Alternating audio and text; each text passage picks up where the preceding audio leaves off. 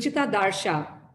Ruchita started out as an advertising professional and then she changed tracks to build her own online community for new mothers like herself, the First Moms Club. So over to Ruchita. Good morning. Thank you so much, Kavita. And I agree with you. I think it was an amazing speech. I'm so excited. I'm not even nominated. I'm like totally looking forward to the day. Good morning, everybody, once again. My name is Ruchita Darsha, and I'm delighted to be the host for the event today. For starters, a big welcome to the first ever online Neve Book Award. I think if 2020 has taught us anything, it's the fact that nothing is certain and everything is new. I mean, I don't know about you, but I seem to have forgotten my pre COVID life. But the good thing is, while everything around us is changing, one thing that's remained the same is this, I think, the way we enjoy our books and the stories that they tell. Professor Rudine Sims Bishop suggests that the best children's books are mirrors, windows, and doors.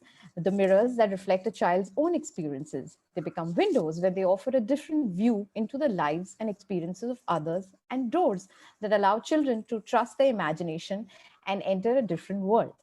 The Neve Book Award aims to highlight great children's book from and about India and in the Indian lives, books that are mirrors, windows, and doors to the Indian identity. Today, as our children attend classes without leaving home and meet their friends only online, I think, or rather, I believe that they truly need these mirrors, windows, and doors more than ever. They need these stories, they need these books to give them hope that there is a rainbow at the end of the storm. They will go back to school, they will meet their friends.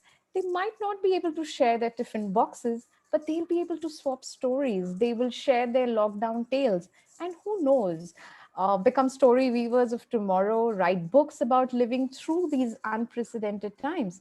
But today is about honoring and congratulating the master storytellers who are already making a difference in our children's lives and inspiring them to write books that are expanding their understanding of India and truly reflecting the multiplicity of our country. The Neve Book Award is here to applaud the creativity of a new generation of India's writers, illustrators, and of course the publishers. And since the Neve Book Award has totally gone online, it's also different from its earlier avatars when it started in 2017. We also have an exciting quiz between our session. Boys and girls, this is for you. Do look out for it because you're going to win books by your favorite authors. So keep looking. The Neve team will share it, I think, in the Q&A box. So keep looking for that. Yeah. And also, before we begin with our panel here, I would also like to say that there is a parallel panel that is happening, which is a sense of place in picture and books, moderated by Sneha Aip Varma, which takes place on track 2. This is track 1. Again, you will find the link to that webinar in the Q&A box. Uh, if the NBA team can please share it for the attendees, that would be great. And before we start with the panel discussion here, I would also like to invite a little boy, Dhruv Manoj Jain, who's a student of the Neve Academy. And he's going to talk to us about how, or rather, why the NBA is important. Hello everyone, my name is Dhruv and I will be speaking about the Neve Book Award. The Neve Book Award is an honor that aims to promote and encourage high quality children's literature from India. It is a prestigious award and in the future aims to rise to the standing of the New Beatty and the Caldecott Medal for Indian children's books. The Neve Book Award has had an impact on me because it introduced me to new books and authors that I hadn't heard of or read before. I got to know about the book Year of the Weeds because of the Neve Lit Fest and the Neve Book Award, and I read the book. It is a book that is the story of a young Goan boy and his fight against the government and corporations to retain control over his lands. I really enjoyed the book, especially since it is so relevant to the current scene in the world, be it the Adivasis of India or the indigenous groups in the Amazon rainforest, such as the Yanomamo and the Kayapur. The book started important conversations in classrooms and homes, building awareness of the current fight across the world between environmentalists and indigenous tribes against governments and corporations, and I chanced on this little gem of a book because of the Neve Book Award. Today, the Neve Lit Fest is 4 years old, and with every year, it has gotten bigger and better. The number of authors nominated for the award, the increasing number of books in the nomination pool, and just the sheer quality of literature coming out of India. The Neve Book Award and the Neve Lit Fest are instrumental in introducing children to quality Indian literature while encouraging new authors and new styles of writing. Paraphrasing the Star Trek quote, may the Neve Lit Fest and the Neve Book Award live long and prosper. Thank you for your time. Thank you so much, Dhruv. That was really sweet. And before we get on to our panel discussion, can I just go through some housekeeping rules, especially for the people who've just joined us? Our panel discussions for about 30 minutes. So we'll be able to take only 1 or 2 questions from the audience towards the end of the session, which is like about 5 minutes before the session ends. And I would request all of you to please post the questions in the Q&A box. I'm sorry, if you raise your virtual hand, we will not be able to address that. Please put in all your questions in the Q&A box. If you want to address a person or author in the panel, please be specific and you can keep asking those questions through the panel discussions. We will take it towards the end. And as we now head to our panel discussion, the growing complexity of junior readers, let me also introduce you the moderator of the panel, Karthika Gopalakrishna. Hi, Karthika. Karthika, hi.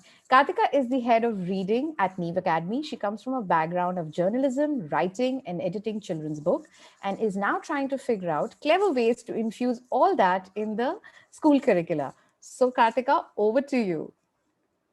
Thank you so much, Rita. A very warm welcome to everybody who's here with us today. Before we get started with the panel, I must tell the members of our audience that if you haven't yet had a chance to read the 4 books that have been shortlisted in the Junior Readers category of the Neve Book Award this year, you are in for an absolute treat. I guarantee that you will absolutely enjoy reading these books. These are 4 books that dive into questions of identity, our place in the world, confronting our fears, and overcoming self-doubt, all the while never losing sight of weaving an engaging narrative while they're at it. While the NLF team will be posting the bios of each of the authors for you to get to know their body of work better, I will now introduce the authors based on the context of each of the books that are nominated in the Junior Readers category of the Neve Book Award this year. Today, we have with us Venita Kolo, the writer of the book All of Me. Venita's powerful use of an unconventional storytelling device centered around a young protagonist, Castor, who has multiple personalities, imbues the story with layers that deepen the narrative and make for a truly impactful read. Readers can't help but marvel at the tenacity and the humor that the character of Castor displays. Welcome, Venita. Lovely to be here. Hi, everyone. Hi. Hi. Joining Venita is another author I greatly admire. She was with us at the Neve Literature Festival last year and is nominated this year for a book that she spoke about at length at the time. A book that tells us not to be blind to the splendor that unfolds in a child's mind. A book that tells us it's important for us to not put people into boxes and for us to step out of our own boxes. We have with us Jane D'Souza, the author of Flyaway Boy. Welcome, Jane. Thank you for that build-up. Hi, Venita. Hi, Karthika. Hi, Jane. Along with Jane and Venita, we have an incredibly talented visual storyteller who blurs the boundaries between emotion and time in her work. She tells a story of how one can find true courage when faced with fear, and has said that she would like her book to be a conversation starter, not just among readers, but for a reader with oneself. Welcome, Deboshmita, the creator of the lovely graphic novel, Nadia. Hello, everyone. Pleasure to be here. Hi, Deboshmita. Lovely to have you with us. Thank you. And as the saying goes, last but never the least, we have a writer who transports us to his childhood abode, the hills of Kumaon, in a work that blends his long-standing love for fantasy with myth, magic, and adventure. This is a story of friendship, family, and bonds long forgotten that are set to be revived in new and unforeseen ways. A story of good and evil, but also a story of how children look past their differences and come into their own. We welcome Olivier Lafont, the author of The Rise of the Midnight King. Olivier, can you see us? Can you hear us? I can see and hear you. How are you? How are you all doing? We're all good. It's so good to have you with us. So good to be here. Thank you so much for being here, everyone. I know that our audience is eagerly waiting to hear from you, so I will get started. When I look at your books, I see that there are commonalities that lie at the core of the characters. But also what really impressed me was that there were some highly diverse themes that are at play in each of these books. There's heritage, there's stereotype, there's fractured emotion, there's Indian legend, which is some of the themes that come through. Do you think, as writers who've crafted these wonderful bits of work, that this diversity in Indian children's literature, represented by your 4 books, mirrors a growing complexity of emotions that the readers in this age group experience? Is there anything that draws you as writers to craft stories for this age group? Who would you like to start? Okay. I don't leave it open. I don't think kids are experiencing growing complexity of emotions. I think they always had growing complexity of emotions. It was the writers who didn't recognize them. Because we were colonialized, the British left us with this very Victorian idea of childhood, where childhood is innocent and children must be told sweet tales which have morals in them. And we had this huge colonial hangover out of which we were writing. But the truth is that childhood is a minefield. It's a time when you really feel your emotions. I mean, who feels as strongly as a child does? As you grow older, you grow, reflex ways to deal with it. But when you're a child, you're feeling it raw, you're feeling it for the first time. So childhood is wrought with great emotions. It's only now as writers that we've started to address that. We've started in our books to recognize that there is rejection, that there's guilt, that there's heartbreak as a child. And, so we have risen to the challenge. It's not that the children have got more complex lives, but hopefully we've started to, in our books, give them a space for them to recognize the complexity of those emotional lives. Thanks so much, Vanita. That's an absolutely articulate and spirited reply. Jane, would you like to weigh in on this? Sure. So for me, it's been the easy answer is that I've just been writing in genres as my kids have been growing. So that's because I understood the emotions that they had when they were little and now moving into young adult. But upon deeper reflection, 10 is the age when kids stop feeling this parental influence. Okay, up till that, it is, mama gets me a book, history, magic, science, and I'm going to read that, I have to read that. But beyond 10, and the age that we write for, is when when children start having their own opinions. They start getting influenced by peers, by those around, by what they read, what they see. So this is honestly the most challenging age to get into, to be writing for, because the issues that they have, as Vanita pointed out, are very deep ones. And these are the building blocks for what and who they will become later. So independence, how they're straining at the bit to be independent, their identity, sense of identity, values. And I feel this is a perfect time to give them a companion in a book who actually raises these questions and gives them the ammo they need. Yes, I think as consumers of Indian children's books, it's great that we have writers who've risen to recognize these emotions and able to depict them in their work. Thank you, Jane and Vanita, for weighing in. Debashmita, as a visual storyteller, what is your take on this? So first of all, I also think that, when you're writing a story, book creation is always a teamwork, right? And not just the team which is just creating the book, but also somebody who is reading it, who is sometimes, in case of picture books, especially for children's books, the parents are making the choices on behalf of the children. So you also have to understand that everybody around us are like directly or indirectly participating in the creation and appreciation of those books. So these kind of silences or, the quietness have always been in children's literature. Now, I think as a society at large, also, we are kind of responding to these needs. I mean, there were things like Vinita said, these emotions are not new. We are not creating these emotions. They were always there. But we somehow created these boundaries and said that we don't want to talk about these things. So I think collectively, we are all opening up. We're realizing that it's more about embracing the diversities, the multi layers that we have as human beings. We're not just fixated in one particular identity, but we have so many multiple identities. And if we start appreciating other stories, then we also realize that those stories also exist. And if it comes to a problem per se, then it becomes like, okay, it's not just my problem, and that's why I'm not reading it, but it could be somebody else's problem. So that sense of empathy, that sense of compassion, all these things come together. And as storytellers, or particularly as visual storytellers, I also feel that with visuals, you could say these things with precise words, but more through images and the layers of visual implications that you see in the book, that can also work at a subconscious level for children. Thank you so much, Debashmita. Olivier, do any of these things play on you when you were writing for children? Do you pause to think about it, or is it all subconscious?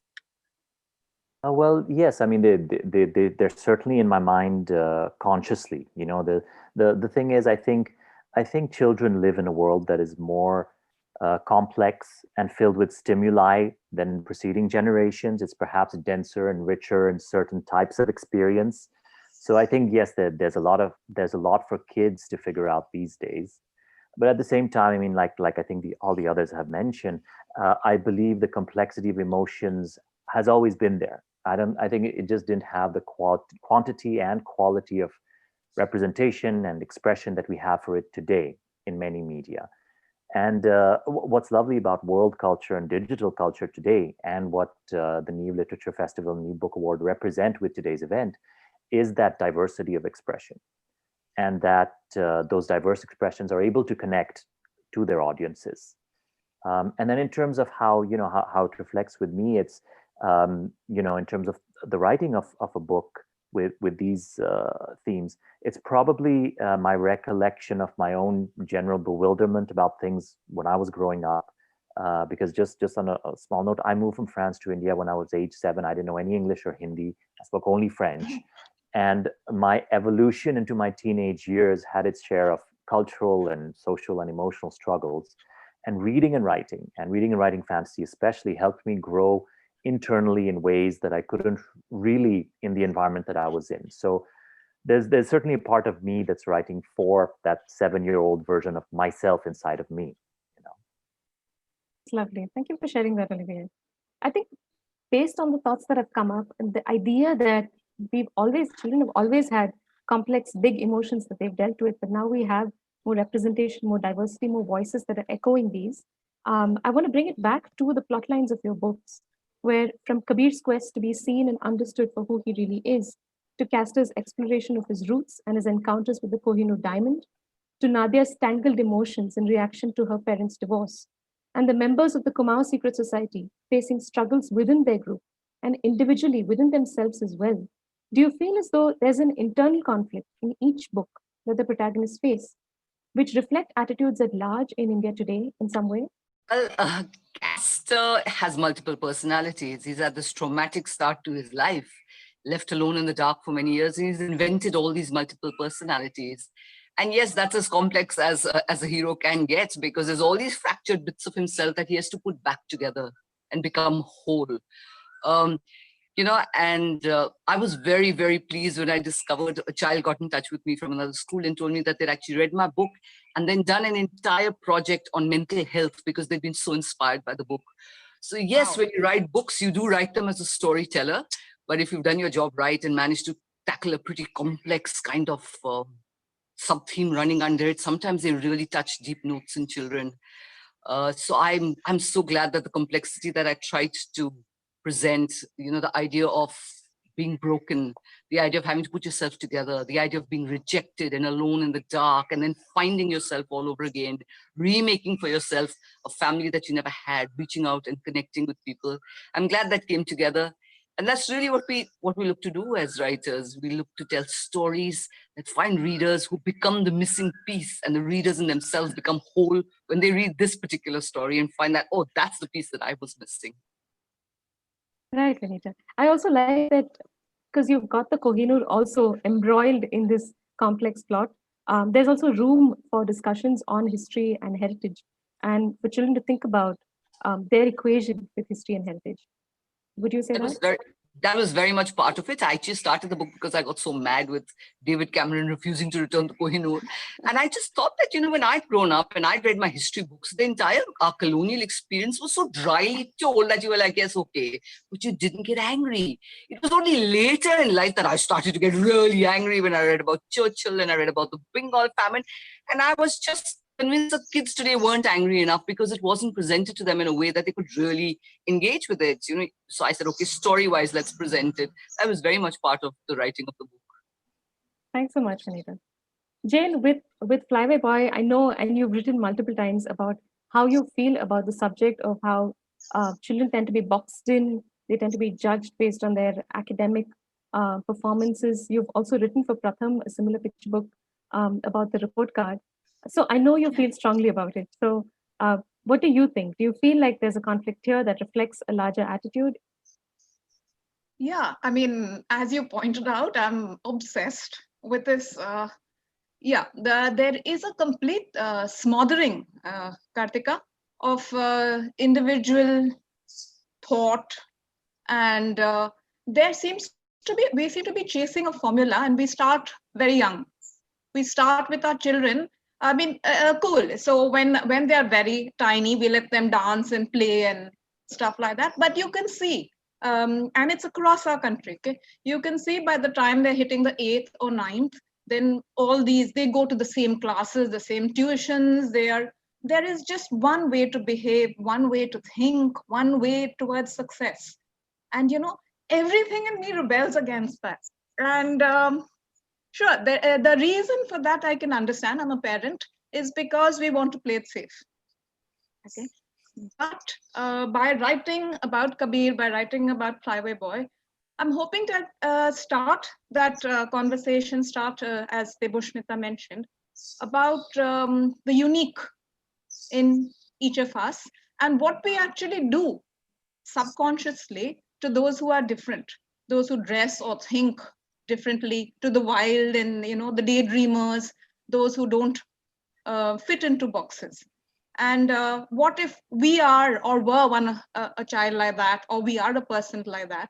So it is just a celebration of differences, of being unique. And please, have a look at this and think about it. Thanks, Jane. Thanks so much. Debusmita, I know in Nadia that you've layered experiences, you've layered emotion. And therefore, it feels like, do you feel like there's a conflict, an internal conflict in your book, which could possibly mirror larger attitudes, could be people's reluctance to talk about difficult experiences that families are facing? Or would you have another take on it? Absolutely. I absolutely agree with you, because there are, different experiences. When I was writing it came from a very personal space. I mean, I didn't have to go through, I didn't see my parents going through a divorce, but I have seen families breaking up in front of me. Interestingly, when the book was published, many people approached me saying, "Oh, did your parents go through divorce?" And I felt like, why does it have to be always like you have to experience all the realities to talk about them? Why can't you just, if you see things around you, why can't you also empathize with those emotions and talk about those emotions? Another very interesting thing is what I was mentioning earlier as well, that, a lot of time parents or teachers are taking the decisions on behalf of children, the kind of books they want to expose them to. And the idea is always that, as parents, you try to say, we're the best. We have to put on the best show for our children. We have to tell them that, we are perfect and you are perfect. Your life is perfect. But why? Why can't we just share that, share that we also have insecurities, we have vulnerabilities, we fail all the time, we cry. Why not? If we make ourselves more human in front of them, then they will also start accepting that, yes, life has imperfection. There's this concept in Japanese philosophy called wabi sabi, which means that life is beautiful, life is also full of despair, but life has its imperfections, but it's still worth living. Thanks. That's a really optimistic note, or an optimistic, hopeful way to think about it. Olivier, with the rise of the Midnight King, I think something that resonated with me was how within the children themselves, they had doubts of their own abilities. We each other. Is someone else better than me? Can I really do this? Those were the sort of questions that sort of echoed in my mind as I read it. Do you think that there are conflicts in your book that could possibly mirror larger attitudes? Well, certainly, and that was something that I was intent on weaving into the story thematically while I was writing it. The most important internal struggle in my book is each child character coming to understand their individuality and to love and respect it, which is simultaneously discovering your own power. Now, in the book, I speak of it metaphorically in terms of, magic powers, where each kid has an individual magic power tailored to their specific personality. It's an expression of who they are. So they have a very specific, unique power, and then they go through these adventures and stories and events. But really, if you pare all that down to what's essentially going on, it's just one simple line, which is, you are your superpower. And I just want to repeat and rephrase. It's that you, which is everything that you are, which is your individuality, your history, your particular thought, that is the superpower that you have. And that's how you will succeed in life. And in my opinion, the internal struggle is the notions of competition that we have in our culture. The notion of competing with someone else to win are actually secondary. And again, in my opinion, actually illusory. Because that's something I feel that I see not only in India, but in the world, that when you think of human experience only in terms of competing, of you versus someone or something, of winning or losing, I think you lose a very fundamental valuing of yourself. Because what you're essentially doing is you're putting you up on the auction block, and then you're doing that, not someone else for you, you see? And I think if you live your life with respect as your most basic operating principle, that's the thing to do. And you hear a lot about, respect other people, respect communities, respect all that, but you hear very little about respecting yourself and how to respect yourself, And I think if you know how to respect your own individuality, as well as respect others' individuality, I think then you're already primed for a successful life. Thank you, Olivier. You are your own superpower. That could be a cool bumper sticker. So, I'm really glad that all of you touched on these very powerful ideas and the impact that books can have. So we've talked about the idea of how it's important for children to imbibe ideas of resilience, of self-worth, of acceptance, of how books can hopefully reflect your story, so that if you feel like there's a part of you that's broken, then they can help you fix it. And I'm so glad to see that we in Indian Children's Institute have come to a place where we can have these discussions, which also makes me curious and makes me wonder if you as writers have seen these ideas reflected in any other Indian children's books that you've read. Well, a lot of Indian children's books, actually. There's a whole new slew of authors out of there who are doing fabulous writing. And I'm so glad you have festivals like this, which allow children to actually go out and discover them. Just so many authors. If you just look at the shortlist of the various awards right here, look at the authors you have there.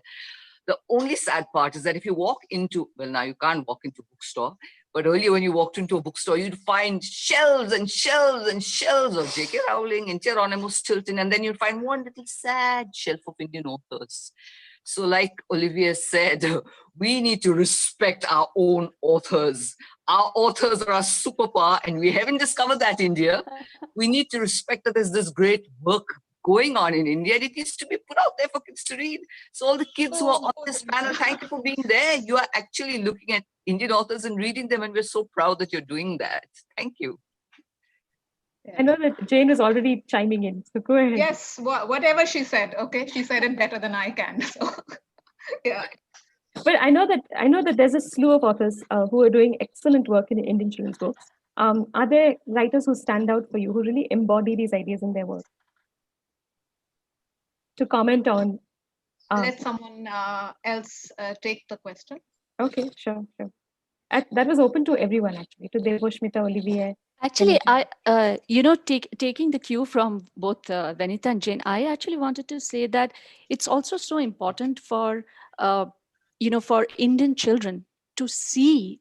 I'm not saying that to, celebrate us in that sense, but at least to know that people like us exist. Because, for example, I do these workshops where I teach aspiring illustrators for picture books, and people often have these questions: oh, can you actually have a full-time career in this?